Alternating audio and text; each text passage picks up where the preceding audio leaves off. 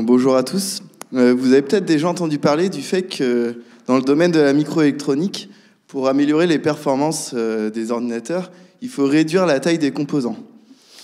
Et c'est ce qu'on a fait jusqu'à récemment, et c'est ce qui fait que votre smartphone d'aujourd'hui, même le plus mauvais, il est bien plus performant qu'un ordinateur des années 2000. Et tous les composants actuels, ils sont faits avec le silicium. Et le problème, c'est qu'on a tellement réduit que là, on est arrivé à la limite. Les composants, ils font plus que quelques atomes leur taille ne fait que quelques atomes. Et on ne peut plus continuer comme ça.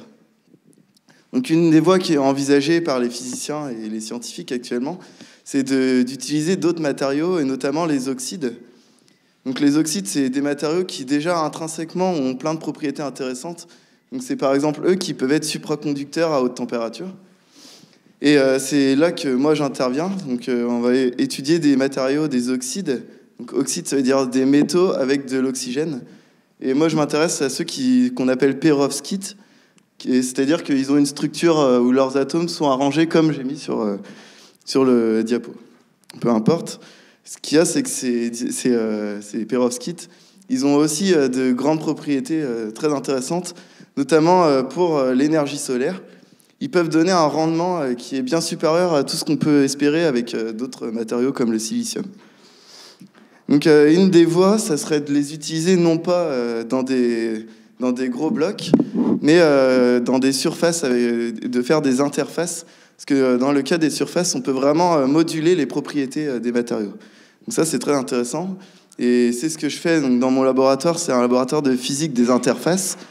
Et nous, ce qu'on va faire, c'est on va déposer des métaux atome par atome pratiquement, donc comme j'ai mis sur le schéma. C'est ce qu'on appelle l'épitaxie. Et on va regarder donc, nous les propriétés électroniques des interfaces, c'est-à-dire comment se comportent les électrons juste à l'interface entre les deux différents matériaux.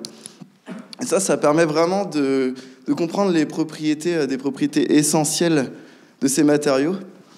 Donc ce que j'ai pas dit auparavant, c'est que d'accord, ils ont des très belles propriétés, mais on les comprend pas en fait, on sait pas pourquoi ils ont ces propriétés.